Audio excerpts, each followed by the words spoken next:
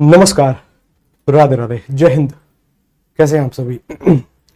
मैं जितेंद्र सोनी स्वागत करता हूं आपका खान ग्लोबल स्टडीज के इस डिजिटल प्लेटफॉर्म पर। सांस थोड़ी सी फूली हुई है क्योंकि कम से कम चौथे से आठवें, हाँ, 4 फ्लोर चढ़ के आया हूं। तो हाँ, सांस थोड़ी सी फूल रखी होगी।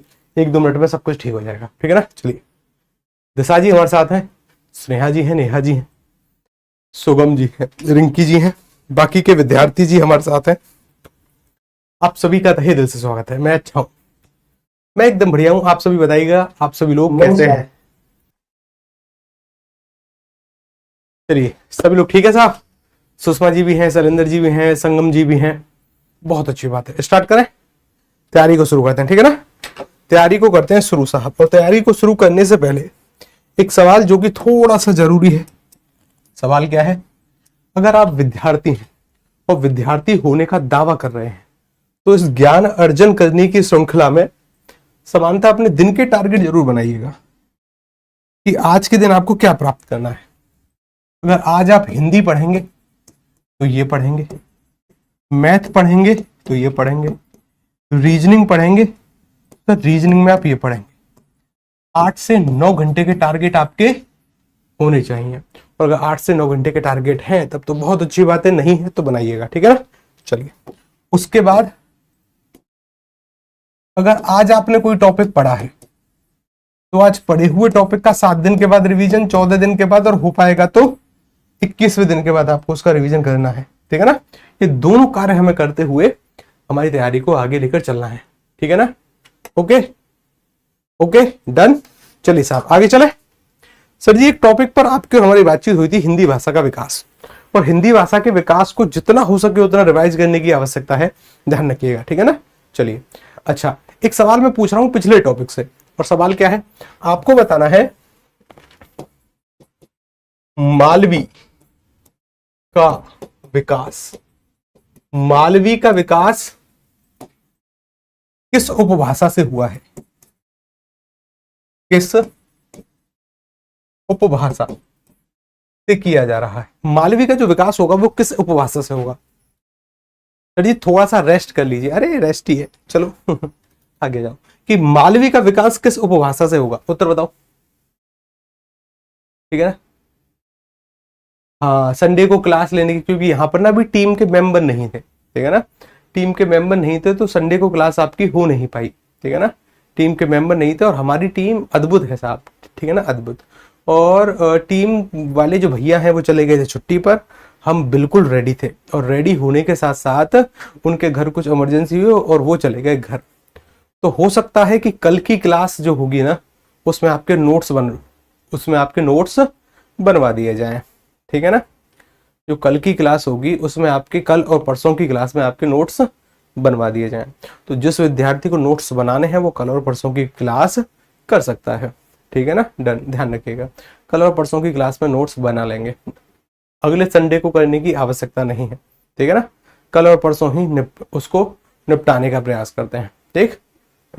आवश्यकता पड़ी तो उसके अगले दिन भी, ठीक है ना। 1-2 दिन का समय तो जरूर लगेगा, लेकिन आपके नोट्स, शॉर्ट्स नोट्स जो होंगे, जितने भी टॉपिक रहे हैं आपके, उन सभी के नोट्स बन जाएंगे, ठीक। बात पक्की है? बोलो रे बोलो, बात पक्की है? ठीक। कि सर जी शॉर्ट सैनी से हुआ है, क्या बात है। देखिए, मालवी की अगर मैं बातचीत करूं, मालवी कहां की है सर? बताओ, मालवी कहां से आती है? मालवी किस अपभ्रंश की है? किस अपभ्रंश की है, ठीक है ना। एंड टाइम पर वो क्लास कैंसिल हुई, ठीक है ना, एंड टाइम पर। बताइए, मतलब सिर्फ नोट्स बनेंगे? हाँ, सिर्फ नोट्स, सिर्फ नोट्स, ठीक है ना, क्योंकि टॉपिक आप समझ चुके हैं पहले ही, उसके नोट्स। सर जी, हिंदी की राजस्थानी उपभाषा, क्या बात है। कि सर जब हमने राजस्थानी हिंदी पढ़ी थी ना, कौन सी हिंदी पढ़ी थी? राजस्थानी हिंदी जब पढ़ी तो उसके अंतर्गत 4 बोलियां पढ़ी थी सर हमने। वो 4 बोलियां कुछ इस प्रकार से थी। एक थी सर मारवाड़ी, कौन सी थी साहब? एक थी मारवाड़ी, एक थी मालवी, एक थी मेवाती, एक थी जयपुरी। कौन सी थी? जयपुरी। इसके कुछ सवाल करने हैं हमें, ठीक है ना। इसके क्या करने हैं कि सर हिंदी भाषाओं के विकास के कुछ सवाल करने हैं, वो सवाल हम करेंगे। यहाँ पर एक छोटा सा तथ्य और था, वो भी लगे में लगे समझ लो कि जब सवाल भी करेंगे ना सैटरडे वाले दिन, तब उस पर भी चर्चा होगी। एक भाषा है डिंगल और एक है पिंगल। कई बार यूपी पर सवाल पूछते हैं कि बताइए ये क्या है, डिंगल पिंगल क्या है। देखिए अगर मैं डिंगल की बात करूं तो डिंगल सर एक तो अपभ्रंश और राजस्थानी का मिश्रण है। राजस्थानी लोग किसके फैन हैं? माइकल जैक्सन के। और माइकल जैक्सन जो है ना डांस करते हैं, तो डांस से डिंगल डिंगल डिंगल करते हैं, ठीक है ना। ऐसे याद रखो कि अपभ्रंश और राजस्थानी से मिलकर बनी है। पिंगल की बात करेंगे तो सर ये अपभ्रंश और ब्रज का मिश्रित रूप है, ठीक है ना। अपभ्रंश और ब्रज का मिश्रित रूप क्या है? पिंगल। जैसे देखो ब्रज में ना, ब्रज यानी मथुरा, मथुरा के आसपास का क्षेत्र मूल केंद्र है ब्रज का। और मथुरा में ना बहती है यमुना नदी। यमुना नदी के पानी को हम पीने का प्रयास किया करते थे पहले, ठीक है ना। पहले मतलब कि आज से 100-200 साल पहले, जब वह नदी पवित्र थी। आज से 100-200 साल तो मैंने बहुत बोल दिया, 20-25 साल पहले, ठीक है ना। अच्छी बात है। तो पिंगल की अगर हम बातचीत करेंगे ना, पिंगल ब्रज के पानी को पीने का प्रयास, क्योंकि ब्रज में यमुना जी है, यमुना जी का जल पिया जाता था। कि भाई अपभ्रंश और ब्रज का मिश्रित रूप है। डिंगल डिंगल डिंगल करते हैं डांस, कि माइकल जैक्सन के फैन, कि सर अपभ्रंश और राजस्थानी का मिश्रण है, ठीक है ना। डन, ध्यान रखिएगा। ठीक, चलिए साहब आगे बढ़ते हैं। अगला जो आपका टॉपिक है उस टॉपिक का नाम क्या है साहब? आज हम पढ़ने जा रहे हैं रस। क्या पढ़ेंगे? रस। और रस जो है ना लगभग आपके कम से कम 2 दिन और ज्यादा से ज्यादा 3 दिन चलने वाला टॉपिक है। और 3 दिन चलेगा आपका अलंकार और 3 दिन चलेगा आपका छंद। कुल मिलाकर 10 दिन की जो प्रक्रिया है ना वो इसी टॉपिक की है। किसकी है साहब? रस। किसकी है? रस। अब देखो यहां पर पूरा ध्यान लगाओ, स्टार्ट करें इस टॉपिक को। साथ के साथ कुछ कुछ लिखते आप भी चलना, ठीक है ना। और अगर नहीं लिख रहे हो तो इसको लिखवा दूंगा मैं, परेशान मत होना, शॉर्ट्स में नोट्स बनवा दिए जाएंगे। लेकिन सबसे जरूरी बात क्या है? समझना, और समझने के साथ थोड़ा बहुत अपने स्तर से भी नोट करते हुए चलना। स्टार्ट करें टॉपिक को, ठीक है ना। स्टार्ट करें, शुरू करते हैं कि सर ये टॉपिक है हमारी हिंदी का जिसका नाम है रस। और ये रस हमें पढ़ना है। क्या पढ़ना है साहब? ये सर रस हमें पढ़ना है। स्टार्ट कर रहे हैं। देखिए रस को शुरू करने से पहले रस का शाब्दिक अर्थ हमें समझना है। तो रस का शाब्दिक अर्थ होते हैं सर 2। क्या होते हैं? 2। मतलब 2 मतलब 2 आधारों पर इसके अर्थ निकल कर आते हैं। एक रस का अर्थ होता है लोक व्यवहार की भाषा के आधार पर। और रस का एक अर्थ होता है कि सर समानता हमारे साहित्य या हमारे काव्य के आधार पर, ठीक है ना। हमारे काव्य कह दो या काव्य शास्त्र कह दो, बात वही है कि सर हमारे काव्य शास्त्र के आधार पर। रस का जो लोक व्यवहार की भाषा में अर्थ होता है सर वो होता है एक प्रकार का काढ़ा, या मूल रूप से जो शब्द आता है वो आता है निचोड़। क्या आता है सर? निचोड़। सर इसका अर्थ होता है निचोड़ मतलब काढ़ा। कि जैसे मैं कहूं कि मुझे गन्ने का रस चाहिए, तो गन्ने का निचोड़ मतलब जो उसका काढ़ा है या जो उसका निचोड़ है। या इंग्लिश भाषा की बात करें तो सर जूस इसका अर्थ होता है। क्या होता है? जूस। मुझे मौसमी का रस चाहिए, यानी मुझे मौसमी का जूस चाहिए, मुझे उसका निचोड़ या उसका काढ़ा चाहिए, जो भी उसके अंदर से तरल पदार्थ निकलता है मुझे वो चाहिए, ठीक। लेकिन काव्य शास्त्र इसका अर्थ जूस काढ़ा वाड़ा कुछ नहीं मानती। काव्य शास्त्र इसका अर्थ मानती है कि रस का मतलब है आनंद। रस का मतलब क्या होता है? आनंद। क्या होता है कि सर वास्तविक रूप से किसी काव्य को पढ़ने, देखने, सुनने से जो मन को आनंद की अनुभूति होती है, वास्तविक रूप से उसे रस कहते हैं। किसे कहते हैं? रस। तो हमें जूस पढ़ना है कि हमें आनंद को पढ़ना है? हमें पढ़ना है आनंद। यहां से आपका साहित्य शुरू होता है। रस हिंदी व्याकरण का टॉपिक नहीं है, साहित्य का टॉपिक है। और साहित्य में ही रस, छंद, अलंकार इत्यादि आते हैं। साहित्य अलग से भी है, ठीक है ना। ये साहित्य को समझने के तत्व हैं, ठीक। अच्छी बात। तो हम क्या पढ़ रहे हैं? साहित्य। और साहित्य में सबसे पहला टॉपिक रस, फिर छंद, फिर अलंकार, फिर मूल रूप से साहित्य, यानी फिर आपका युग परिचय कि भारतीय हिंदू युग, आधुनिक युग, भक्ति काल इत्यादि इत्यादि क्या है, ये सब हम पढ़ेंगे। तो रस का शाब्दिक अर्थ निकल कर आ रहा है आनंद। अब देखो ध्यान से समझने का प्रयास करिए।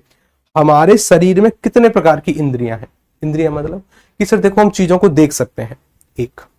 हम चीजों को सुन सकते हैं, 2। हम सर सूंघ सकते हैं, 3। जीभ से चख सकते हैं, 4 और त्वचा से स्पर्श कर सकते हैं 5।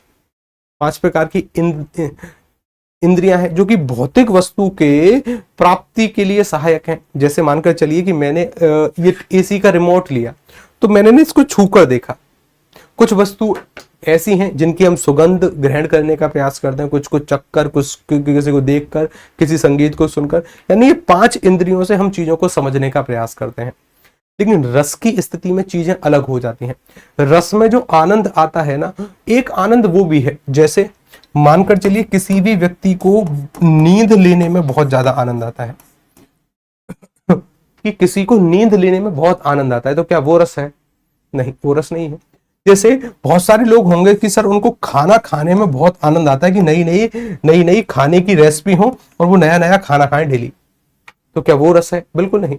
जैसे किसी को सामान्यतः नींद लेना या सोना, किसी को सर खाली बैठे रहना, कि मतलब कुछ ना करना, कि भाई कोई उन्हें टोके नहीं, बस कोई उन्हें टोके नहीं, कुछ ना करना, कि वो खाली बैठे रहना चाहते हैं, अच्छी अच्छी चीजें मिले, तो बस यही रस है उनके लिए, तो ठीक है ना। या फिर कुछ लोगों को ताश खेलना, ठीक है, तो क्या वो रस है? किसी को स्पोर्ट खेलने में आनंद आता है, कि मानकर चलो अगर आप क्रिकेट खेलते हो तो सर आपको क्रिकेट खेलने में आनंद आता है, तो क्या वो रस है? क्या नहीं। रस वास्तविक रूप से उस आनंद को कहते हैं जो कि हमें काव्य से मिलता है। किससे मिलता है? काव्य से। और काव्य को भी कैसे? या तो काव्य को देखकर, या काव्य को पढ़कर, या काव्य को सुनकर। ठीक, या तो काव्य को देखकर, या पढ़कर, या सुनकर। देखकर और पढ़कर में समानता हमारी आंख कार्य करती है, यानी 5 इंद्रियों में से एक इंद्रिय है हमारी आंख, ये कार्य करती है।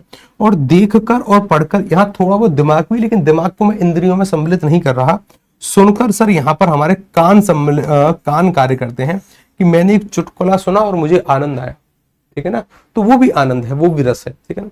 तो यानी सर या तो देखकर या पढ़कर या सुनकर, किसको? काव्य को। नींद लेना, खाना खाना, चुपचाप से बस देखो शांति के साथ सुनते रहिए, ठीक है ना, शांति के साथ। और शांति के साथ सुनने के साथ साथ स्पष्ट तरीके से टॉपिक आपका क्लियर हो जाएगा। ठीक, कि सर काव्य को देखकर, पढ़कर, सुनकर, हमारी 5 इंद्रियों में से एक तो आंख कार्य करेगी और एक कान, या तो सुनकर, पढ़कर, देखकर, जो भी, ठीक है ना, काव्य को। अब सर ये जो रस नामक जो टॉपिक है, इसका अर्थ हमें पता चल गया, और हमें ये पता चला कि किसी काव्य को देखकर, पढ़कर, सुनकर जो आनंद की अनुभूति होती है, उसे हम क्या कहते हैं? उसे हम कहते हैं रस। क्या कहते हैं? रस। ठीक है सर, लेकिन सर इस रस नामक टॉपिक का सबसे पहले प्रयोग या सबसे पहले बताने वाले व्यक्ति कौन होंगे, इसके बारे में बातचीत करते हैं। कि सर जी अगर रस के बारे में बातचीत करें, कि सर रस के बारे में बातचीत करें, पहले तो ये समझो कि रस का सबसे पहले प्रयोग कहां पर किया जाएगा। प्रयोग मतलब ऐसा कौन सा ग्रंथ मिलता है जहां पर रस का सबसे पहले प्रयोग किया गया, तो वो रस है सर वाल्मीकि रामायण। कौन सा ग्रंथ है? वाल्मीकि रामायण। कौन सा ग्रंथ है जहां पर इसका सब, जैसे आगे चलकर छंद पढ़ेंगे, छंद का सबसे पहले प्रयोग होगा ऋग्वेद में, रस का सबसे पहले प्रयोग होगा वाल्मीकि रामायण में। और यहां पर ना एक श्लोक हमें देखने को मिलेगा, मां निषाद प्रतिष्ठा। कौन सा श्लोक है? कि सर अगर हम बातचीत करें तो एक श्लोक हमें देखने के लिए आगे मिलेगा, मां निषाद प्रतिष्ठा, वाल्मीकि रामायण में। और ये जो श्लोक है ना, एक क्रौच पक्षी है। कौन है? मां निषाद प्रतिष्ठा एक पक्षी है सर जिसका नाम है क्रौच। क्या है? क्रौच। और क्रौच कहते हैं सर सारस को। और सारस पक्षी का जब पार्टनर बिछड़ जाएगा या उसकी मृत्यु होगी, तो उसकी मृत्यु पर वाल्मीकि रामायण में जो पहला दोहा हमें देखने को मिलता है, कुछ इसी प्रकार से है, मां निषाद प्रतिष्ठा, यानी उस क्रौच नामक पक्षी के विलाप को वहां पर दिखाया गया है।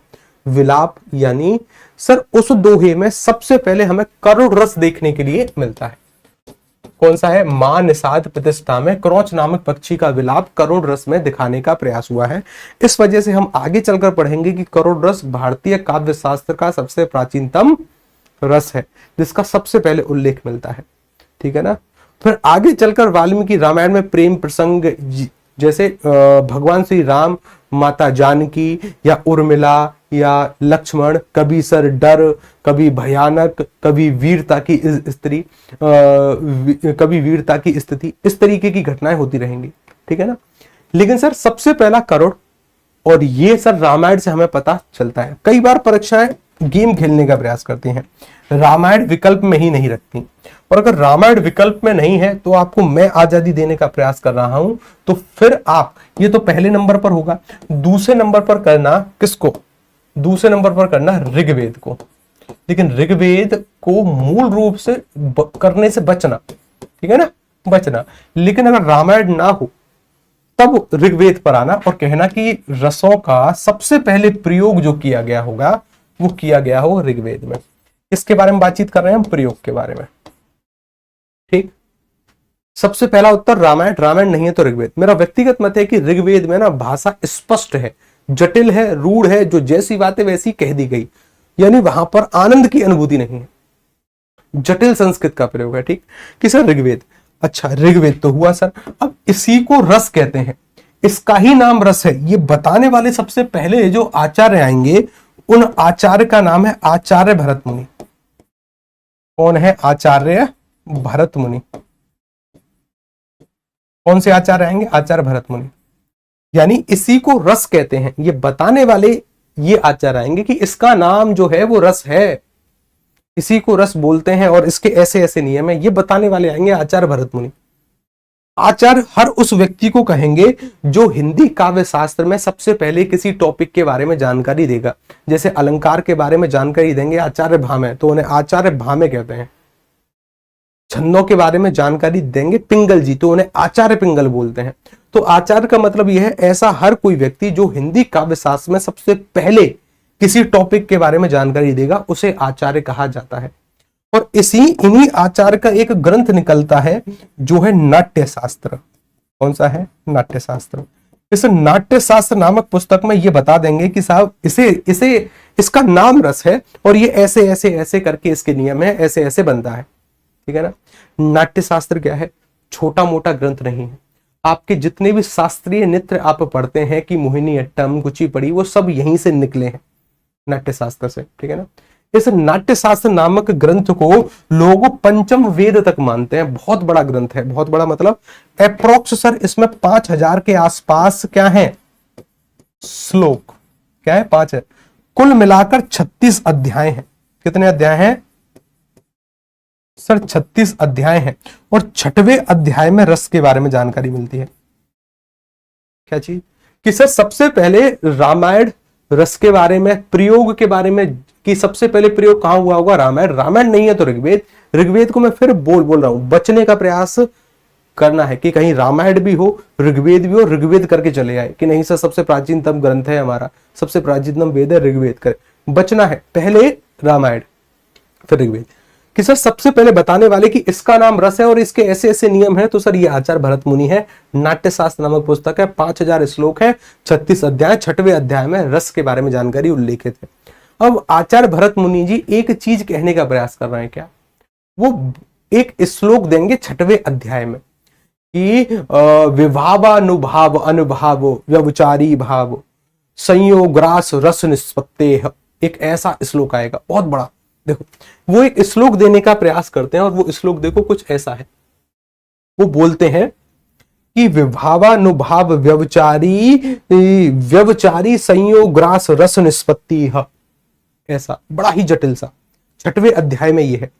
ये जो है ये सबसे पहली जानकारी बनती है रस के बारे में कि रस किसे कहते हैं। आचार्य भरत मुनि ये कहने का प्रयास करते हैं कि एक तो विभाव है, विभाव के साथ देखो यहां पर ना, देखो समझो, एक मिनट जरा मैं चेयर को साइड करूं और हर एक चीज को ध्यान से समझो। ये पंक्ति यूपीएसआई ने पूछी है 2017 में कि बताइए ये किसके द्वारा कही गई? आचार्य भरत मुनि के द्वारा। ध्यान रखिए, ये देखिए विभाव कि सर यहां पर एक चीज आती है विभाव, पूरा ध्यान इस समय बोर्ड पर, विभाव।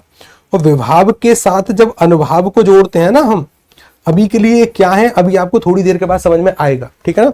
तो सर इसके अंत में छोटा आ है, इसके प्रारंभ में छोटा, तो यहां पर दीर्घ संधि होती है, ठीक है ना। तो इसको बोलते हैं विभावा। तो यहीं पर विभाव है और यहीं पर अनुभाव है यहां तक। और सर यहां पर देखो ये पहला हो गया, ये सर अनुभाव दूसरा हो गया, और सर यहां से शुरू होता है व्यवचारी भाव। क्या होता है? व्यवचारी। और व्यवचारी भाव को कहते हैं सर मूल रूप से संचारी भाव। आगे चलकर पढ़ेंगे इसको, क्या कहते हैं इसको? संचारी भाव। कि सर ये हो गया तीसरा, इसको मैं नीचे लिखता हूं, ठीक है ना। ये हो गया सर संचारी भाव, संचारी भाव, ये सर तीसरा हो गया। कि उन्होंने कहा कि अगर इनको संयोग किया जाए तो जो हमें प्राप्त होगा ना उसे रस की निष्पत्ति होगी। किसकी?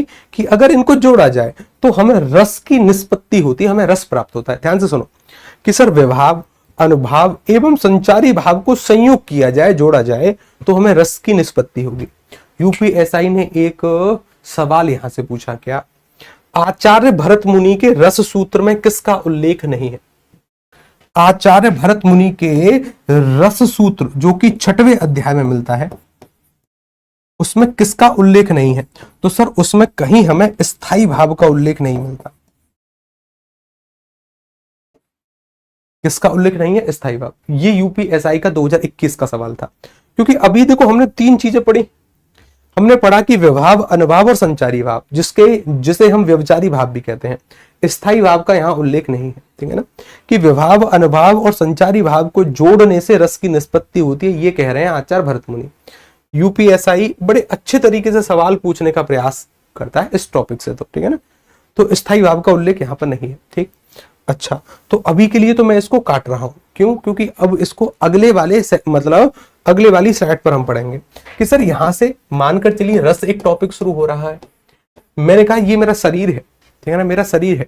मेरे शरीर को बनाने के ना कुछ अंग है, मतलब मेरा शरीर अलग अलग प्रकार के अंगों से बना। और अलग अलग अंग मतलब मैंने कहा मेरे 2 हाथ हैं। क्या है सर? 2 हाथ हैं। मेरे 2 पैर हैं। हाँ भाई आपके 2 पैर हैं सर। मेरा एक सिर भी होगा। सर कैसी बात कर रहे हो? सिर तो हम देखते ही हैं रोज आपका। थोपड़ा, ठीक है ना, क्या देखते हैं? थोपड़ा। और थोपड़े के नीचे का ये जो भाग है ना उसे धड़ कहते हैं। क्या कहते हैं? धड़। इसलिए बोलते हैं कि सिर धड़ से अलग कर दिया, ठीक है। तो सर 2 और 2 4 और 1 5 और 1 6, कुल मिलाकर हमारा शरीर 6 अंगों से बना है शास्त्रीय परंपरा के अनुसार। 2 हाथ हैं, 2 पैर हैं, एक सिर है, एक धड़ है। इसीलिए बोलते हैं सिर धड़ से अलग कर दिया, ठीक है ना। अच्छी बात।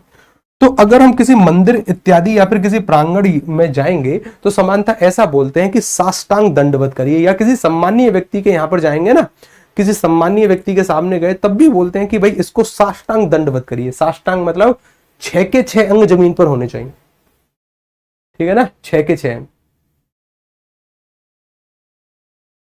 तो जी राइट कर बताओ, अभी तक आप इसको लिख नहीं रहे हो।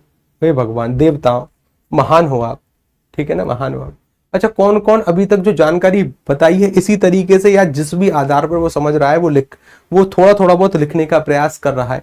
देखो मेरा व्यक्तिगत मत है, यूपीएसआई कभी आपसे ये पूछता नहीं है कि रस सिद्धांत के प्रवर्तक आचार्य भरत, इस लाइन का कोई मतलब, बस आपको ये पता होना चाहिए कि रसों के बारे में बताने वाले सबसे पहले भरत मुनि है।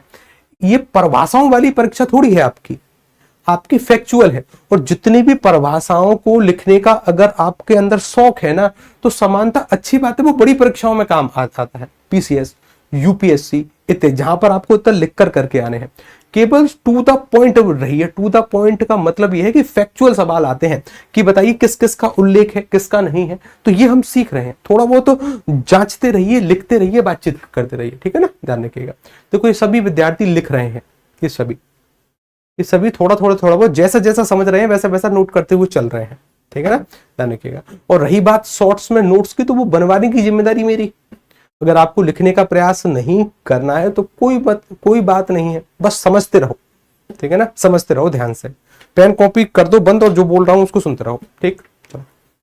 या फिर जो लिख रहा है तो अच्छी बात है, ठीक है ना, वो कुछ प्राप्त ही कर रहा है, अच्छी बात। अब देखो जरा जैसे हम कहां पर बातचीत कर रहे थे, हाँ हम अगली साइड पर आ गए थे।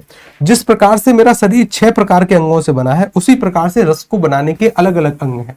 अलग अलग अंग है मतलब कि सर रस को बनाने के जो अंग आएंगे ना वो आएंगे 4। कौन आएंगे? 4। और 4 अंग में सर जो सबसे पहला जो अंग है उसका नाम है विभाव। क्या नाम है? विभाव। विभाव के बाद जो दूसरा अंग है सर वो है जिसका नाम है अनुभाव। क्या नाम है? अनुभाव। और अनुभाव के बाद जो तीसरा अंग है सर उसका नाम है व्यभिचारी भाव में लिख रहा हूं। क्या लिख रहा हूं? संचारी नहीं, व्यभिचारी। व्यभिचारी भाव। व्यभिचारी भाव सुनकर डर मत जाना, इसी को सर हम संचारी भाव कहते हैं। इसी को क्या कहते हैं सर? इसी को संचारी भाव की कैटेगरी में डाला गया है। और सर एक जो अंग है इसको मैं ना येलो कलर से लिख रहा हूं क्योंकि इसके बारे में रस सूत्र से जानकारी नहीं मिलती। कौन है? स्थाई भाव। स्थाई भाव, ठीक है ना। इसके बारे में रस सूत्र से जानकारी नहीं है। यानी आचार्य भरत मुनि, ऐसा नहीं है कि आचार्य भरत मुनि को इसके बारे में जानकारी नहीं थी, लेकिन वो इसको रस का अंग नहीं मानते थे। वो बोलते थे कि रस के अंग में ये नहीं है साहब, ठीक है ना। वो ये बोल रहे हैं कि रस के अंग में ये नहीं होगा, ठीक है ना, रस के अंग में। सर ये एक डाउट है, रामायण से पहले महाभारत लिखी गई थी क्या? तो रामायण से पहले महाभारत लिखी गई थी क्या? देखिए रामायण जो है ना, ये रामायण और महाभारत ये सभी लौकिक संस्कृत का हिस्सा है। मतलब ये लिखी गई हैं अप्रोक्स 1000 ईस्वी से 1000 ईसा पूर्व से 500 ईसा पूर्व के बीच में। 1000 ईसा पूर्व से 500 ईसा पूर्व के बीच में, क्योंकि लौकिक संस्कृत में लिखी गई हैं। ठीक है ना। अब मेरा व्यक्तिगत मत है कि पहले भगवान श्री राम का समय है तो पहले रामायण पर विचार हुआ होगा, पहले रामायण लिखी गई होगी, रामायण के तर्ज पर फिर भगवान श्री कृष्ण से संबंधित महाभारत का उल्लेख देखने को शायद मिला होगा। ठीक है ना।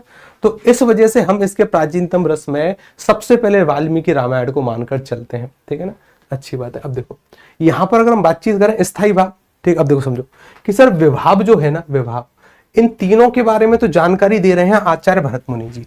और आचार्य भरत मुनि जी कह रहे हैं रस सूत्र में कि इनको जोड़ दो, रस की प्राप्ति होगी। इसके बारे में एक व्यक्ति हैं जिनके सुझाव आने पर इसको सम्मिलित किया गया। ध्यान रखिएगा, आचार्य मम्मट। कौन है? आचार्य मम्मट। आचार्य मम्मट की बड़ी भूमिका रही कि स्थायी भाव को भी जुड़वाने में।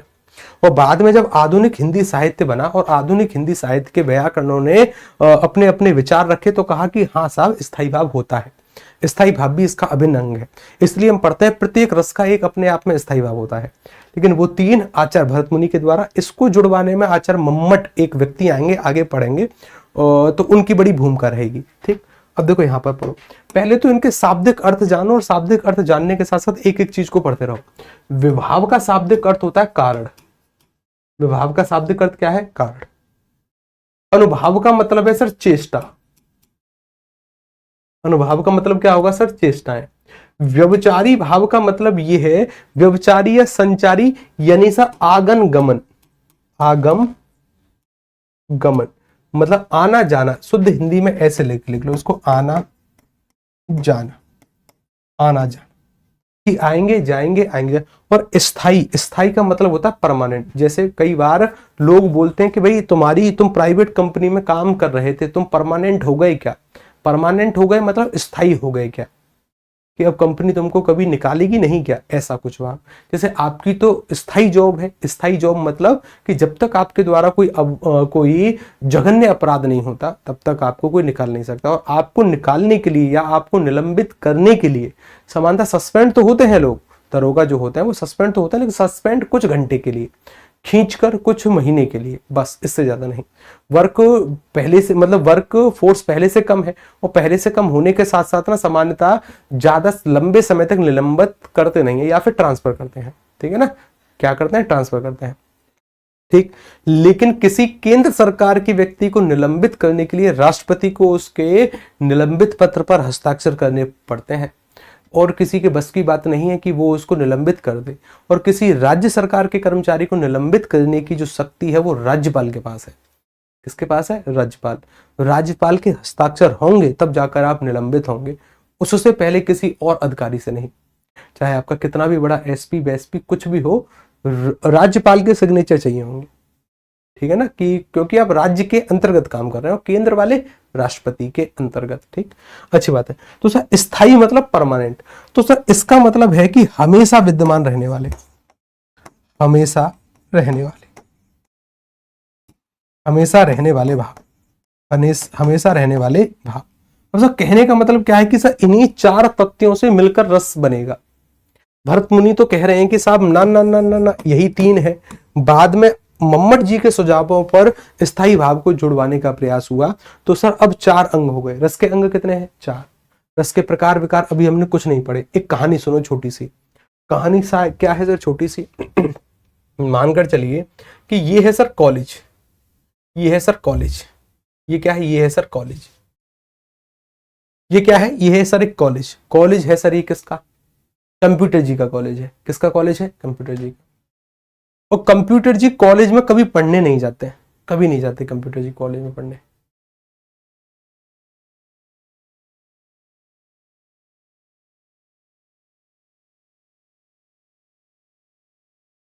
क्या हुआ सोनम जी, बताओ बताओ, कोई दिक्कत है क्या, मेरा कमेंट पर ध्यान नहीं है,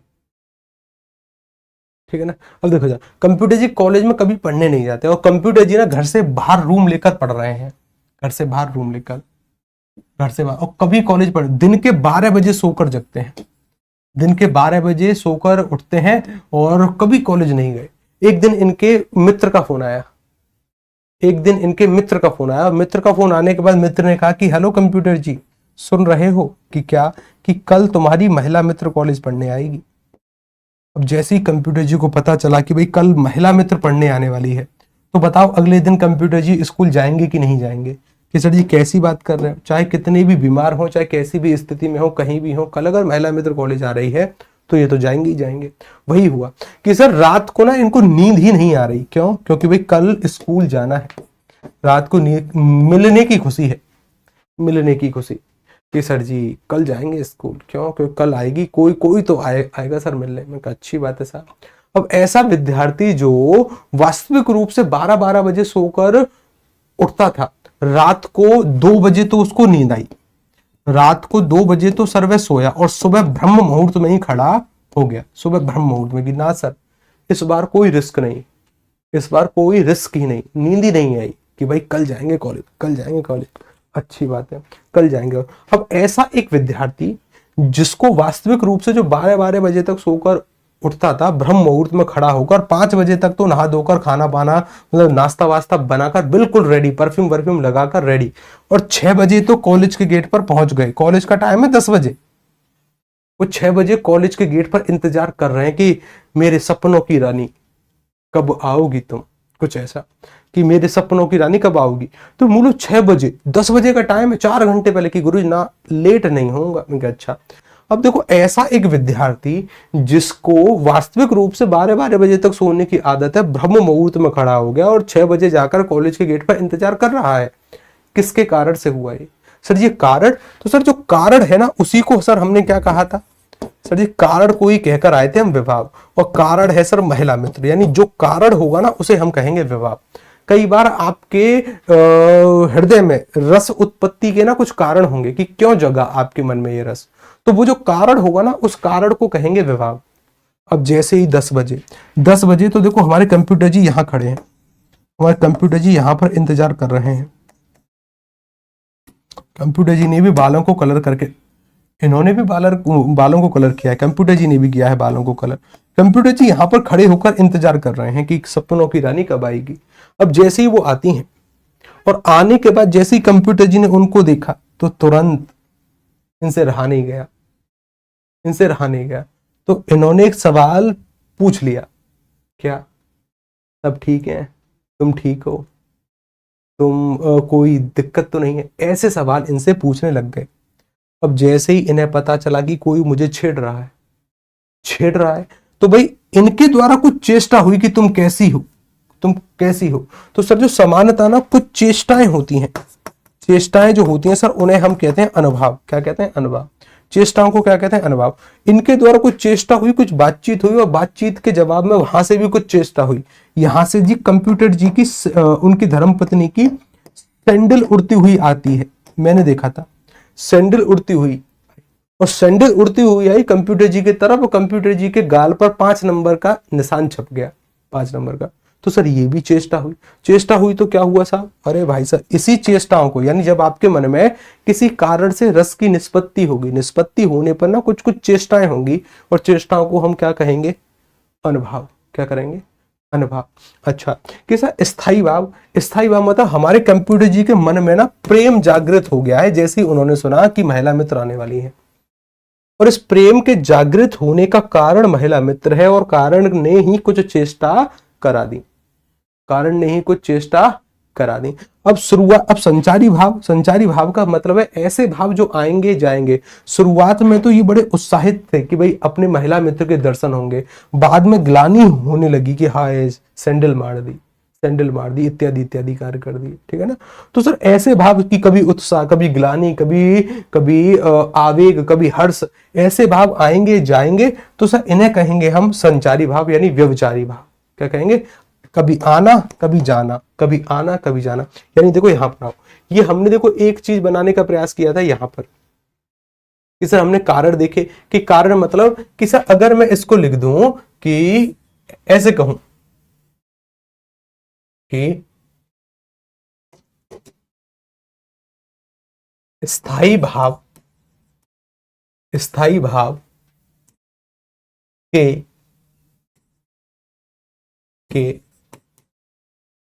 जागृत होने का कारण, इसे हम कहते हैं विभाव। अनुभाव बोलते हैं स्थाई भाव के जागृत होने के बाद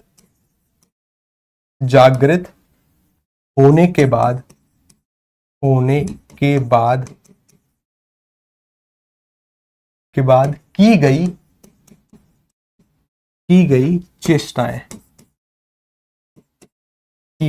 चेष्टाएं। व्यभिचारी भाव कहते हैं कि ऐसे भाव की स्थाई भाव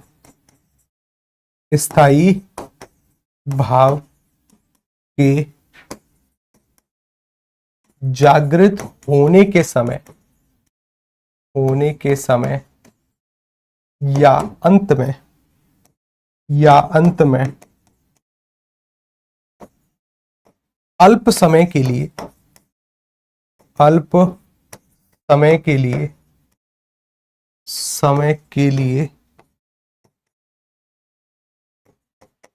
आने जाने वाले भाव। किसी स्थाई भाव का मतलब क्या है? हृदय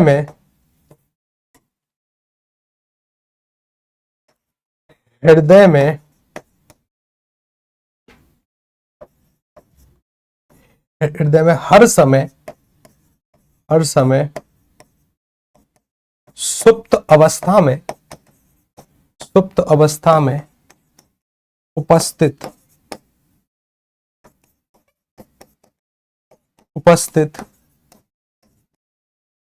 नौभाव, ठीक है ना। एग्जाम्पल, नौभाव जैसे प्रेम इत्यादि, जैसे प्रेम आदि आदि, या प्रेम की जगह रति भी लिख सकते हो, ठीक है ना। तो यहां पर समझो कि सर हमारे रस को बनाने के 4 कारण हैं, और वो 4 कारण कैसे हैं? पूरा ध्यान बोर्ड पर कि सर विभाव का मतलब है कारण, अनुभाव का मतलब है चेष्टाएं, व्यभिचारी भाव और संचारी भाव। अनुभाव कहते हैं सर कारण को जिस कारण से मेरे मन में स्थायी भाव की जागृति होगी, यानी प्रेम मेरे मन में कंप्यूटर जी ने जब महिला मित्र के बारे में सुना तो अब उनके मन में प्रेम जागृत हो गया। प्रेम जागृत हुआ तो सर वो जैसे महिला मित्र को देखते हैं कुछ बोल बैठे, कुछ चेष्टाएं कर दी। ऐसे भाव जो कि आए और गए, कभी हर्ष, कभी घृणा, कभी शंका इत्यादि इत्यादि, ऐसे भाव जो आएंगे जाएंगे उन्हें कह देंगे व्यभिचारी भाव। और प्रेम तो उनके मन में था ही। हमारे मन में मूल रूप से 9 प्रकार के स्थायी भाव हमेशा विद्यमान होते हैं, और हमेशा विद्यमान होते हैं तो सर वास्तविक रूप से उनमें से एक जागृत था प्रेम, ठीक है ना, प्रेम। अब एक एक को डिटेल में पढ़ते हैं। डिटेल में मतलब बेहद इंपॉर्टेंट तरीके से। एक है सर जिसका नाम विभाव, और विभाव को यहां पर समझने का प्रयास करिए। एक कौन सा है सर? एक है सर जिसका नाम विभाव, और विभाव का शाब्दिक अर्थ सर हम पढ़कर आ गए हैं कारण। क्या है कारण? यानी सर जिस कारण से स्थायी भाव की जागृति होगी, कोई तो कारण होगा। कभी सर जैसे मानकर चलिए हमारे कंप्यूटर जी अगर अपनी धर्मपत्नी का बिना धुला हुआ चेहरा देख लें, या फिर धुला हुआ चेहरा देखें, अगर हमारे कंप्यूटर जी अपनी पत्नी का मेकअप वाला चेहरा देखने का प्रयास करते हैं, तब तो देखो इनकी पत्नी ऐसी है, ऐसी। और ये देखो प्रेम में ना मजनू बने हैं एकदम, कि गुरु की शाहरुख खान एकदम ऐसे कि हाय रे मेरी मोटो, हाय रे मेरी मोटो, ठीक है ना। कंप्यूटर जी गाना गा रहे हैं, कि हाय रे मेरी मोटो, हाय रे, कि भाई ये है मेकअप वाला चेहरा। और जैसे ये मेकअप धुलेगा, मेकअप धुलने के बाद की स्थिति क्या होगी कि कंप्यूटर जी कहेंगे कि नहीं गुरुजी, ये तो स्थिति अलग है, कि नहीं नहीं नहीं नहीं, कि गुरुजी मुझे तो कुछ दिखता है, मुझे तो कुछ एक की जगह गुरुजी मुझे दो दो दिखे, एक की जगह मुझे दो दो दिखी। जैसे ही मेकअप धला तो वास्तविक रूप से ये कारण है स्थायी भाव जागृत होने का। जैसे ही उन्होंने बिना मेकअप वाला चेहरा देखा तुरंत डर गए, सहम गए, तो एक कारण है, ठीक है ना, कि भाई मन में डर की स्थिति के उत्पन्न होने का, ठीक, डर की हाय रे मेरी मोर। तो बस यही जो स्थिति है ना, यही जो कारण होंगे, इन्हीं को हम क्या कहेंगे, इन्हीं को हम कहेंगे विभाव, इन्हीं को हम क्या कहेंगे, विभाव। और ये जो कारण है ना साहब, ये कारण होते हैं दो प्रकार के। कितने प्रकार के होते हैं साहब कारण? दो प्रकार के। मतलब कारण कितने प्रकार के होंगे? कारण होंगे सर दो प्रकार के। यूपीएसआई के 2017 की शिफ्ट का सवाल है कि कारण मतलब विभाव के कितने भेद होते हैं। कि सर ये यहां पर आता है एक जिसका नाम है सर आलंबन विभाव, और एक होता है सर उद्दीपन। आलंबन और उद्दीपन, आलंबन और उद्दीपन। सर आलंबन भी दो प्रकार से होता है। आलंबन में सर एक होता है आश्रय, क्या होता है? आश्रय। और एक होता है विषय। अब ये समझना यूपीएसआई वाले विद्यार्थियों के लिए जरूरी बात है। देखो समझो, यानी सर अगर मैं आपसे बात करूं कि विभाव कितने प्रकार के हैं? दो, आलंबन और उद्दीपन। आलंबन मतलब इसके भी दो भेद हैं, आश्रय और विषय। और आश्रय किसे कहते हैं साहब? आश्रय बोलते हैं जिसके हृदय में स्थायी भाव जागृत हो। यानी ऐसा कोई व्यक्ति जिसके मन में वास्तविक रूप से स्थायी भाव जागृत होते हैं। जैसे कंप्यूटर जी, उनके मन में प्रेम जागृत हुआ, स्थायी भाव जागृत होते हैं, जागृत होते हैं। ऐसा कोई व्यक्ति जिसके हृदय में स्थायी भाव जागृत होते हैं,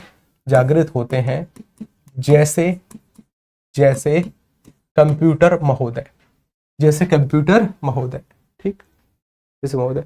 कि सर विषय का मतलब क्या है? सर जी विषय से आपको और हमारा सिंपल सा मतलब है कि जिस कारण स्थायी भाव जागृत होते हैं, जिस कारण स्थायी भाव जागृत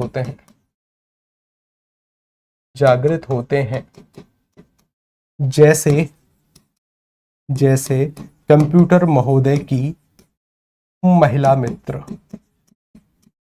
जैसे कंप्यूटर महोदय जी की महिला मित्र, ठीक है ना, जैसे सर कंप्यूटर महोदय जी की महिला मित्र, ठीक, ये बात पता चली, ठीक। अब देखो कि सर उद्दीपन क्या है? उद्दीपन है सर उन भावों को, उस जागृत भाव को और तीव्रता प्रदान करने के लिए। कि सर मानकर चलिए कि जागृत भाव को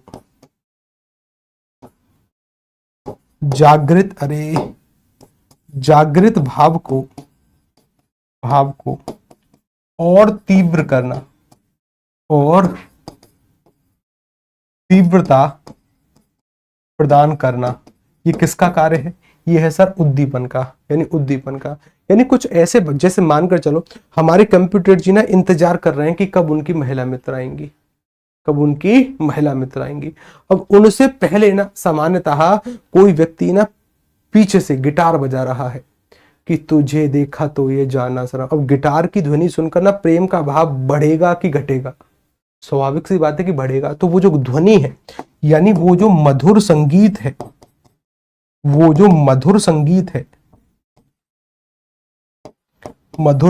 है, कि सर वो इस भाव को और प्रबल करेगा। या कहीं से कोयल का कूकना, कि भाई कोयल कूक रही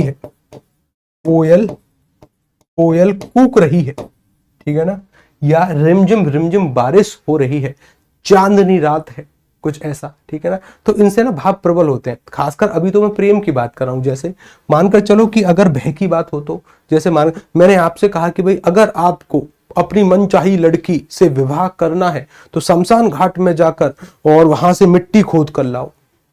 अरे वाह, कि सब रात को 12 बजे जाना है और शमशान घाट से मिट्टी खोद कर लेकर आनी है। इसका मतलब क्या है? इसका मतलब यह है कि आप जाओगे, क्योंकि मुझे पता है आप तो, पक्की बात है कि गुरुजी ने कहा है तो कुछ ना कुछ, सब भ्रामक बातें हैं, ठीक है ना, कुछ नहीं। आप जाओगे रात के 12 बजे शमशान घाट में और जैसे ही आप वहां पर प्रवेश कर रहे हो सारी की सारी लाइट बंद हो जाए तो भाव घटेगा कि बढ़ेगा? बढ़ेगा सर। और भाव बढ़ने के साथ साथ पता नहीं कैसी स्थिति हो जाएगी, एकदम लाइट बंद, कहीं से छम छम छम की आवाज आए, तो क्या इस डर वाले भाव को बढ़ोतरी मिलेगी कि कम होगा? कि सर कैसी बात कर रहे हो, ऐसा संभव है कि वहीं हार्ट अटैक से मृत्यु हो जाए, ठीक है ना, ऐसा संभव है, ठीक है ना। तो इसका मतलब ये है कि सर वास्तविक रूप से अगर डर वाले भाव के अंतर्गत बात होगी तो सर अंधेरा, अंधेरा, अंधेरे के साथ साथ सर मैंने कहा डरावनी ध्वनि, डरावनी ध्वनि इत्यादि इत्यादि, तो सर इस भाव को और प्रबल करेंगे, ठीक है ना। जैसे महिलाएं ना कई बार छिपकली से भी डरती हैं, और जैसी छिपकली उनके पास आई या फिर जैसे ही किसी और जानवर ने कुछ आवाज करी तो वो तुरंत चीखती हैं, लड़के भी, ठीक है ना। तो इससे ना उस भाव को और प्रबलता मिलती है। तो उद्दीपन उसे कहेंगे जो मन में स्थित भाव को, चाहे वो प्रेम है, चाहे वो क्रोध है, चाहे वो रौद्र है, चाहे वो कुछ है, ठीक है ना, तो उस भाव की वजह से सामान्यतः उस भाव को तीव्रता प्रदान करना। और जिस व्यक्ति के हृदय में वो भाव जागृत होगा उसे हम कहेंगे आश्रय, जिसके द्वारा होगा उसे कहेंगे विषय। बात क्लियर? ये सवाल आते हैं निम्नलिखित में से कौन आश्रय है, ठीक है ना, कि आश्रय किसे कहते हैं, और नीचे 4 विकल्प होंगे, या विषय से आपका क्या तात्पर्य है, नीचे 4 विकल्प होंगे, या उद्दीपन किसे बोलते हैं, या किसे कहते हैं, या निम्नलिखित में से कौन सा भाव उद्दीपन के तहत आएगा। तो जो भाव तीव्रता प्रदान करेगा, विभाव यानी कारण कितने प्रकार के होंगे? 2, एक आलम्बन, एक उद्दीपन। आलम्बन के आश्रय और विषय, और उद्दीपन मतलब जो भाव को और ज्यादा तीव्रता प्रदान करेंगे। ठीक है साहब, यहां तक बात क्लियर? ठीक है ना, आगे बढ़िए कि सर अगर मैं इस वाली स्थिति के बारे में बातचीत करता हूं कि सर विभाव मुझे पता चल गए 2 प्रकार के होते हैं, आलम्बन उद्दीपन। आलम्बन फिर से 2 प्रकार का, आश्रय और विषय। अब सर बारी आती है अनुभाव की।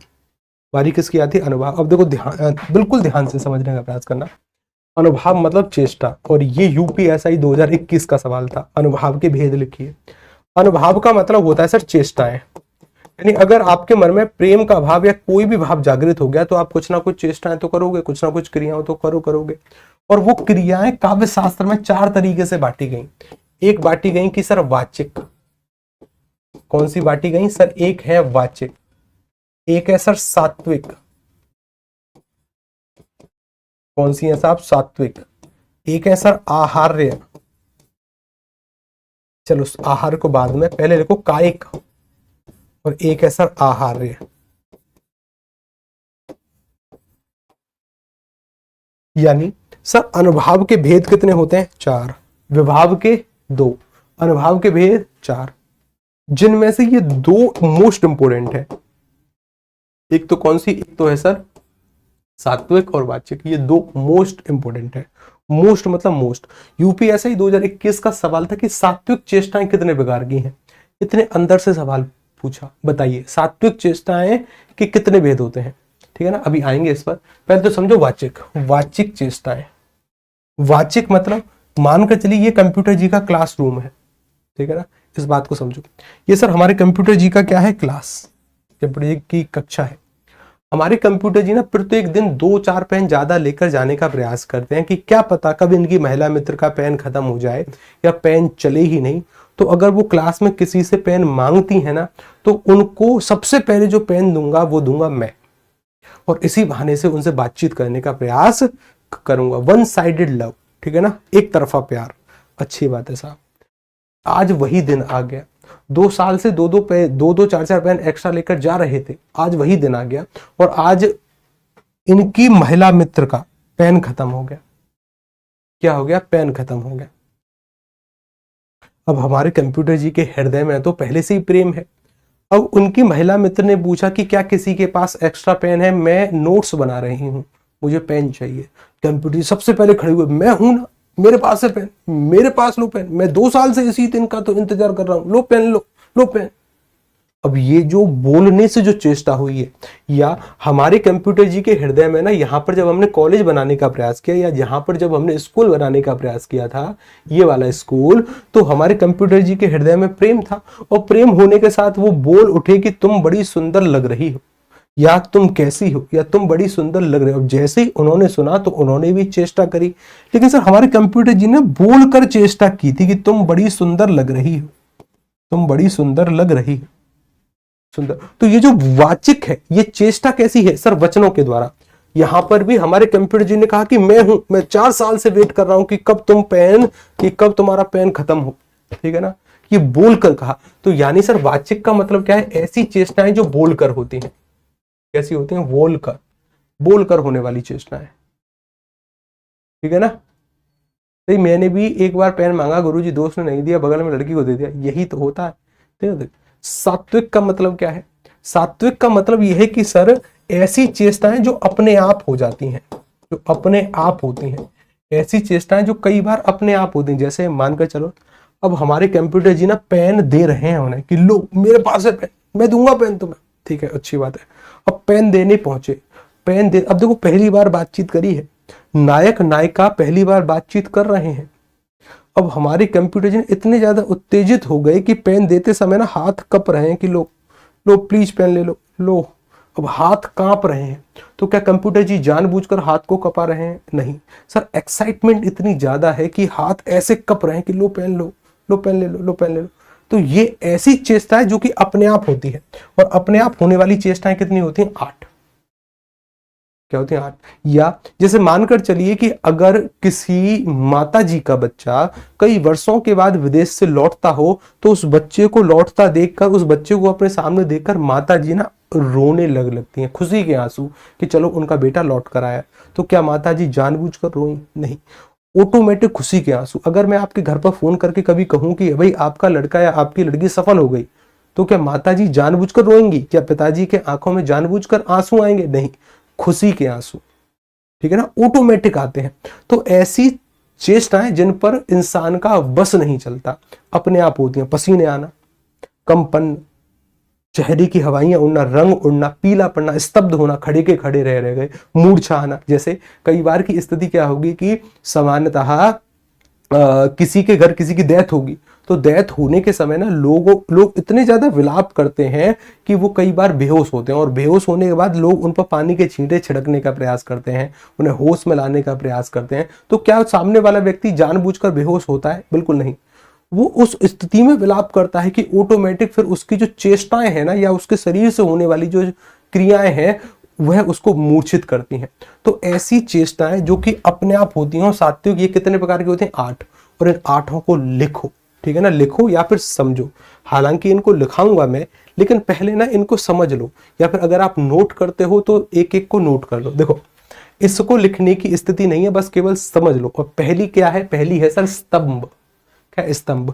कुछ लोग इसको स्तंभ भी कहते हैं, कुछ लोग इसको स्तंभ भी कहते हैं, ठीक है ना। स्तंभ मतलब कि सर अंगों का जड़वत हो जाना, कि खड़े के खड़े रह गए। जैसे ही इनकी महिला मित्र ने पूछा तुम शाम को मेरे साथ कॉफी पीने चलोगे, कुछ बोल ही नहीं पाए ये तो खड़े के खड़े, कि ये क्या हो गया, आज सूरज कहाँ से आया, कि सर मुझसे आज चाय के, कुछ बोल ही नहीं पाए, हाँ ना कुछ नहीं, स्तब्ध, खड़े के खड़े रह गए, ठीक है ना। ऐसी स्थिति कि सर स्तब्ध हो जाना, यानी अंगों का जड़वत हो जाना। जैसे देखो, राम को रूप निहारती जान की, कंकन के नग की परछाई, याते सब सुध भूल गई, कर टेकी रही पल टारत नहीं। मैं इस पंक्ति का अभी के लिए आपको देखो अर्थ बताऊं कि जैसे ही भगवान, जैसे देखो माता सीता एक सभा में बैठी हैं, भगवान श्री राम धनुष तोड़ चुके हैं और बारात आ रही है, बारात आई है, तो माता सीता साइड से एक खिड़की से देख रही हैं, और खिड़की मतलब उनके हाथ में ना एक कड़ा है, और कड़े में एक नग है, एक मोती है, उस मोती में भगवान श्री राम की परछाई पड़ रही है। तो माता सीता उसी मोती को देखे जा रही हैं कि राम को रूप निहारती जान की, कंकन के नग की परछाई, मतलब कंकन मतलब हाथ में जो कंगन पहना है उसके नग पर परछाई पड़ रही है, तो उनके रूप को निहार रही हैं। याते सब सुध भूल गई, सब सुध भूल गई, कर टेक रही, यानी कर टेक, हाथ टेक कर, पल टारत नहीं, बिना पलक झपकाए बस देख ही रही हैं। इस स्थिति को कहते हैं अंगों का जड़वत हो जाना, कि मूल रूप से स्तब्ध हो गई, कि ना पलक गिर रही हैं, कर टेक कर यानी हाथ टेक कर देख ही रही हैं बस, ठीक है ना। तो सब पहला है स्तब्ध, अच्छी बात। दूसरा क्या है? स्वेद। स्वेद अर्थात पसीना आना। पसीना मतलब कि सब मानकर चलिए कई बार अगर आपके सामने एकदम से शेर आ जाए, भय के कारण शरीर हर स्थिति से पसीना निकलने का प्रयास होता है, ठीक है ना। या फिर आप काम करो, काम करने से भी कई बार पसीना आता है, ठीक है ना। अच्छी बात है कि श्रम बंधु मुख राजीव लोचन अरुण तंग सोहित कनी, झलकी भरी भाल कनी जलकी पुनि सकी, गए सुध गए मधुरारी वे, ठीक है ना। तो मूल रूप से भगवान श्री राम ना श्रम कर रहे हैं, श्रम के कारण राजीव जैसी आंखों पर पसीने की बूंदें जमा हो रही हैं, ठीक है ना। तो ये स्वेद यानी पसीना छूटना। आगे चलो, उसके बाद एक ऐसा स्वर भंग होना। स्वर भंग मतलब बोलना कुछ और चाह रहे हैं, बोल ही नहीं पा रहे, मतलब आवेग के कारण बोल ना पाना। कई बार ऐसी स्थिति होती है, कई बार दो व्यक्तियों में लड़ाई मैंने देखी थी कल रात को। हमारी सोसाइटी के बाहर ही दो व्यक्ति लड़ रहे थे। उनमें से एक व्यक्ति था जो कि इतना ज्यादा आवेग में था कि वो उससे बोला ही नहीं जा रहा था, ऐसी स्थिति थी। आवेग यानी स्वर भंग हो जाना, यानी सीता और ना बोल सकी गदगद कंठ ना खोल सकी। जैसे ही धनुष टूटा, माता सीता कुछ बोल ही नहीं सकी, गदगद कंठ ना खोल सकी, इतनी प्रसन्न है कि कुछ बोल ही नहीं पा रही, ठीक है ना। आगे बढ़ो। उसके बाद मैंने कहा चौथा है रोमांच। रोमांच मतलब अर्थात शरीर का पुलकित हो जाना या रोंगटे खड़े होना। कई बार जैसे ही कंप्यूटर जी को उनकी महिला मित्र ने कॉफी के लिए पूछा और कंप्यूटर जी के रोंगटे खड़े हो गए, रोमांच एकदम। जैसे कल का जो मैच था इंडिया वर्सेस पाकिस्तान का, शुरुआत में ना या फिर अंत में जैसे ही भारत जीती, लोगों के रोंगटे खड़े हुए। हालांकि ये मैच होना ही नहीं चाहिए था, हमें एक ऐसे देश के साथ कभी मैच करना ही नहीं चाहिए जिसका नाम ही आतंकवाद है, ठीक है ना। लेकिन फिर भी अगर मैच हुआ तो मैच में जीतने के बाद लोगों के रोंगटे खड़े हो गए कि चलो भारत जीत गई, ठीक है ना। तो सर वही है कि सर जहां से रोमांच मतलब शरीर का पुलकित होना, रोंगटे खड़े होना। वेपतु का अर्थ है कि सर कपकपी छूटना। जैसे कंप्यूटर जी का हाथ कप रहा था कि लो पेन ले लो ना, लो पेन ले लो ना, पेन ले लो, ऐसे कप रहे थे, वेपतु कहते हैं उसको। पांचवा कौन सा? वेपतु। छठवा कौन सा है? छठवा ये है अश्रु। अश्रु अर्थात हर्ष या शोक के कारण आंखों में आंसू आना, ये छठवा है, ठीक है ना, अश्रु। उसके बाद एक है सर प्रलय। प्रलय चरम बिंदु होता है, यानी मूर्छित हो जाना। प्रलय कैसा है? चरम बिंदु, मूर्छित होना, ठीक है ना, कि भाई मूर्छा आ गई, ये भी अपने आप होती है, ठीक है ना। आठवां जो है उसको हम कहते हैं वैवर्ण्य। वैवर्ण्य यानी चेहरे का रंग उड़ना, चेहरे की रौनक चली जाना, कि चेहरे का रंग उड़ जाना, उसे कहते हैं वैवर्ण्य। तो ये 8 प्रकार की सात्विक चेष्टाएं हैं। कितनी है? 8। कितनी है? 8, ठीक है ना। ये 8 प्रकार की सात्विक चेष्टाएं। और यूपीएसआई ने कहां से सवाल पूछा है? बताइए सात्विक चेष्टा कितनी होती है। अभी तक उसने ये कहा नहीं है कि कौन सी सात्विक चेष्टा है। हो सकता है कि आगे कभी भविष्य में सवाल पूछ दे, लेकिन वो यहां तक आ चुका है कि बताइए सात्विक चेष्टा कितने प्रकार की होती हैं, ठीक है ना। 8 प्रकार की होती हैं। और 8 प्रकार कई बार मूर्छित होना, पसीने आना, वैवर्ण्य या वाचिक, मतलब बहुत तरीके के, मतलब अपने आप होने वाली, ठीक है ना, ध्यान रखिएगा। कायिक का मतलब क्या है कि सर जो शरीर के द्वारा हो, जो शरीर के द्वारा चेष्टा होती है, शरीर के द्वारा, मतलब ये अपने आप नहीं होती, ये जानबूझकर होती है। जैसे सर यहां पर एक चेष्टा हुई थी, अगर आपको पता होगा तो, यहां पर एक चेष्टा हुई थी कि जैसे ही हमारे कंप्यूटर जी बोले कि आप बड़ी सुंदर हैं, कंप्यूटर जी ने तो वाचिक कहा था, मतलब वाचिक चेष्टा करी। वाचिक मतलब बोलकर कहा था कि भाई आप बड़ी सुंदर हैं, लेकिन सामने से ना कायिक चेष्टा हुई। कायिक मतलब शरीर के द्वारा सिर्फ एक चेष्टा करी गई और सैंडल मारी फेंक कर कि ले तुम्हारी इतनी हिम्मत, तुमने मुझे सुंदर बोल दिया। मैं सुंदर तो मैं हूं, लेकिन तुम मुझे बीच बाजार में कैसे बोल सकते हो? तो सर सैंडल उड़ती हुई आई, तो सर ये कायिक थी, ये कायिक थी, ये शरीर के द्वारा की गई चेष्टा थी, ठीक है ना। अच्छी बात है। तो सर यानी सर जो शरीर के द्वारा चेष्टाएं होंगी उन्हें हम क्या कहेंगे? उन्हें हम कहेंगे कायिक। क्या 10 मिनट ज्यादा है आपके पास? क्लास तो नहीं है, 10 मिनट बस ज्यादा चाहिए आपकी, 10 मिनट ज्यादा चाहिए बस आपकी। क्या चाहिए? 10 मिनट ज्यादा मिल जाएंगी? अरे बोलो रे कुछ, मुझे पता है कि आपके 3:30 बज चुके हैं साहब, ठीक है ना, बस 10 मिनट ज्यादा दे दो। एक है सर आहार। आहार कहते हैं सर पहनावा। पहनावा मतलब कि समानता ऐसी चेष्टाएं जो जैसे मानकर चलिए अभी ना नवरात्रि है तो कई स्टेट में डांडिया खेला जा रहा है, ठीक है, कई स्टेट में डांडिया। तो डांडिया खेलने के ना एक ड्रेस कोड है। आप जीन्स वीन्स पहनकर डांडिया खेल नहीं सकते, मतलब अपने घर में कहीं पर खेलते हो, लेकिन समानता अगर आप किसी फेस्टिवल में सम्मिलित हो रहे हो डांडिया खेलने, तो आप एक विशेष प्रकार की वेशभूषा में जाओगे। जैसे अगर आप किसी मंदिर प्रांगण में प्रवेश कर रहे हो तो क्या शॉर्ट्स में जाओगे? शॉर्ट्स में जाओगे? नहीं सर, सभ्य कपड़ों में। क्या चमड़े के जूते पहनकर जाओगे मंदिर में? कभी नहीं सर, सभ्य कपड़े, सभ्य वेशभूषा, ठीक है ना। क्या चमड़े की बेल्ट, क्या चमड़े का पर्स, हम सभी चीजें बाहर निकाल कर रखकर जाते हैं, जूते इत्यादि, तो वो सब पहनावा है कि सर वास्तविक रूप से पहनावा, ठीक ना, ध्यान रखिएगा।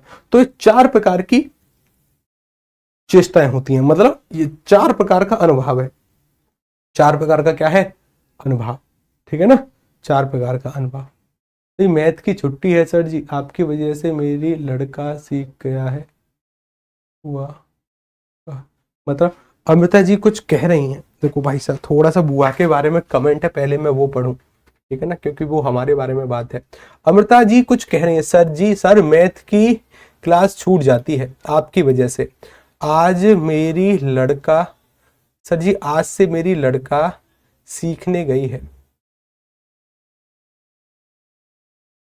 आपसे कह रहे हैं गुरुजी, गुरु थम लो बुआ का हाथ। अच्छा, थाम लो बुआ का हाथ, थाम ले बुआ का हाथ। अरे भाई साहब देखो ना, अगर मैंने बुआ के बारे में कुछ बोल दिया ना, ठीक है ना, तो हमारी पता नहीं क्या स्थिति हो जाएगी, ठीक है ना। तो हमारी पता नहीं कैसी स्थिति होगी अगर हमने बुआ जी का हाथ थाम लिया, तो हमारी स्थिति वो होगी कि फिर फिर हमारा हाथ थामने वाला कोई नहीं रहेगा, ठीक है ना। ऐसी स्थिति रहेगी अगर हमने बुआ जी का हाथ थाम लिया। हमारा हाथ पहले से किसी ने थामा हुआ है साहब, ठीक है ना। ठीक है ना जी, हाँ सर, एक मिनट, हाँ सर जी बुआ अच्छी नहीं है, ना ना ना, बुआ बिल्कुल भी अच्छी नहीं है, बुआ बिल्कुल अच्छी नहीं है। हमारा हाथ तो थामा जा चुका है सर जी, अब तो थाम ही लो गुरुदेव, थाम ही ले। अरे भाई साहब नहीं नहीं नहीं नहीं नहीं, अब नहीं थामेंगे भाई साहब। क्यों? हमारा हाथ किसी ने थाम रखा है, और किसी को अगर पता चला कि कोई हमारा हाथ थामना चाह रहा है, तो समानता ऐसी स्थिति होगी कि फिर हमारे हाथ ही शायद ना रहे, कि ठाकुर ये हाथ मुझे दे दे ठाकुर, ठीक है ना। तुरंत हमारे हाथ काट दिए जाएंगे यहाँ से, ठीक है ना, तुरंत, ठीक है ना, एक क्षण भर में, ठीक है ना। और बिना किसी दर्द और बिना किसी संकोच के साथ, उन्हें बिल्कुल रहम नहीं आएगा, खचक खचक तुरंत हाथ काट देंगे, ठीक है ना। हाँ। सर जी मैं बहुत करवाएंगे sir ji, please Amit sir से बातचीत, ठीक है मैं बातचीत करता हूँ, ठीक है सर जी। मैम है किसी भी, हाँ ये बात तो है ना, मैम तो है भाई, ठीक है। पर तुम जबरदस्ती से किसी का हाथ अगर थम पाओगे ना, तो शायद हमारे हाथ रहेंगे ही नहीं, ठीक है ना। हाँ तो शायद हमारे हाथ रहे। शॉर्ट्स नोट्स के लिए मैंने बोला था, लेकिन वो हमारे जो कंप्यूटर महोदय जी हैं ना, जो क्लास लाइव कराते हैं, वो छुट्टी पर थे, आज भी हैं छुट्टी पर, ठीक है ना। आज समानता यहाँ एक मैम बैठी हुई है और उनके द्वारा ये क्लास लाइव कराई गई है, ठीक है ना। तो ये आश्रय बुआ विषय, ओ भाई साहब बड़े खतरनाक हो यार, कि आश्रय तो बुआ हो गई और विषय मैम और उद्दीपन, हाँ भाई साहब देख लो भाई आप, ठीक है ना, अब देख लो। तो सर ये स्थिति थी, ठीक है, 4 अंग थे, और 4 अंगों में से सर अभी हम किस पर हैं? अभी हैं सर हम किस अंग पर हैं? किधर गया भाई? अभी हैं सर हम कि विभाव 2 प्रकार के पढ़े, चेष्टाएं होती हैं 4 प्रकार की, व्यभिचारी भाव होंगे 33 प्रकार के, कल पढ़ेंगे इनको, और स्थायी भाव होंगे 9 प्रकार के। फिर पढ़ेंगे हम रस को, ठीक है ना, फिर पढ़ेंगे रस को, ठीक है ना। पहले पढ़ेंगे हम व्यभिचारी भाव जो कि 33 होंगे, और 33 होने के साथ फिर पढ़ेंगे सर हम स्थायी भाव। क्या पढ़ेंगे? स्थायी भाव पढ़ेंगे, जो 9 प्रकार के हों। जैसे ही ये स्थायी भाव हमारे कवर हो गए, उसके बाद फिर पढ़ेंगे रस, की रस किसे कहते हैं, ठीक है ना, कि करोड़ रस क्या है, शांत रस क्या है, या समानतः किसके द्वारा कितने रस आए, भयानक रस क्या है, अद्भुत रस क्या है, इत्यादि इत्यादि बातें, ठीक है। सर जी इसे ही डर कहते हैं, हाँ यही डर है, ठीक है ना। डर तो भाई साहब डर है, ठीक है ना।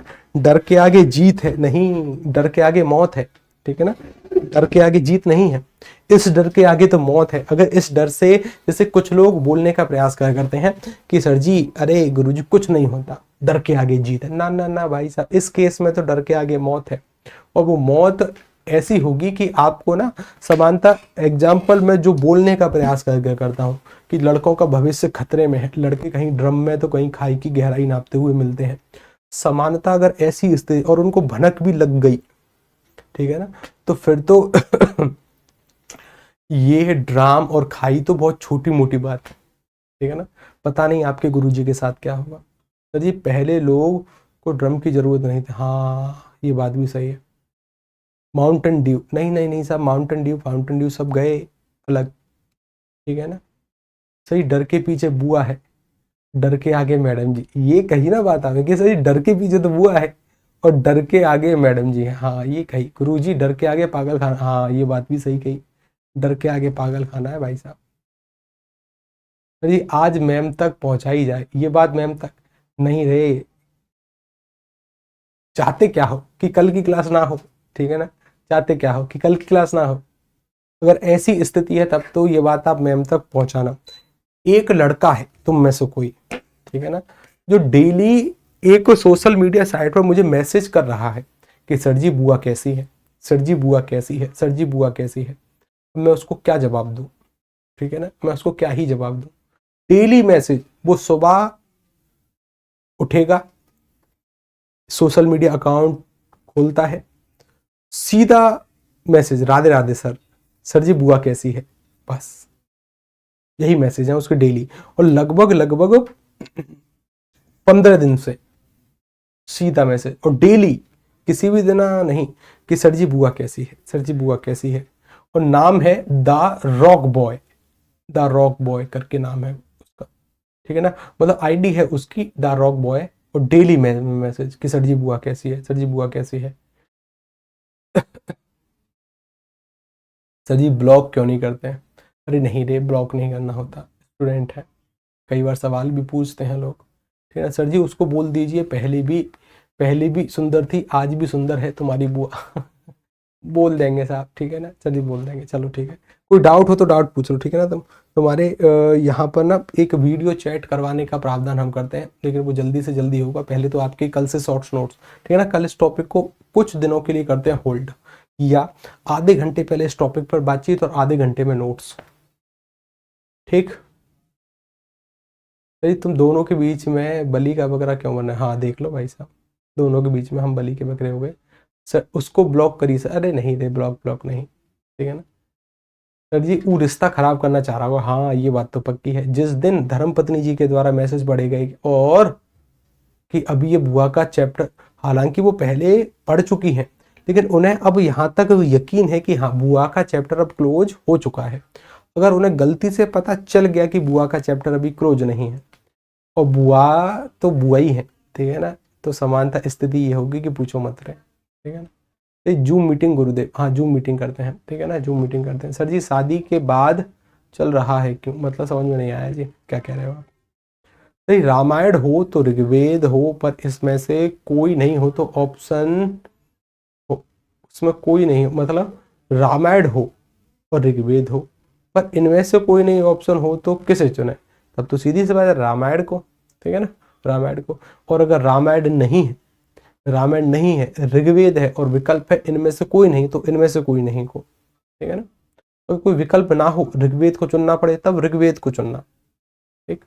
तो जी मैम को बुआ गायब कर दी, मैम बुआ को नहीं, मैम तुम्हारे सर जी को गायब कर देंगी।